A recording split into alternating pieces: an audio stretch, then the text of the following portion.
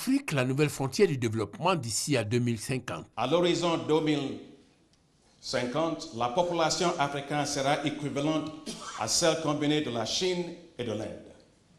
L'urbanisation rapide et l'augmentation de la classe moyenne, qui devrait passer de 350 millions à près de 1,1 milliard de personnes en 2060, laisse entrevoir que l'Afrique sera un énorme marché de consommation. Seulement voilà, des contraintes plombent cet énorme marché de consommation. Elles ont pour nom la faiblesse budgétaire des États africains, liée à la faible mobilisation des ressources fiscales, du fait notamment de la prépondérance du secteur informel dans nos économies, la faible inclusion financière du secteur financier, la sous-capitalisation des institutions financières, faiblement intégrées entre elles, mais également avec le marché international, la baisse dans ces dernières années de l'aide publique au développement, la rigidité des partenaires multilatéraux et bilatéraux sur l'application des taux de concessionnalité liés aux prêts, même en faveur des projets marchands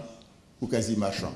Voilà qui explique la journée de l'Afrique initiée par la Banque européenne d'investissement en 2015. Journée dont la seconde édition a lieu ici à Abidjan en partenariat avec la BAD, Banque africaine de développement, au siège de la dite institution. Objectif, examiner les questions essentielles pour booster le développement de l'Afrique en exploitant tout son potentiel.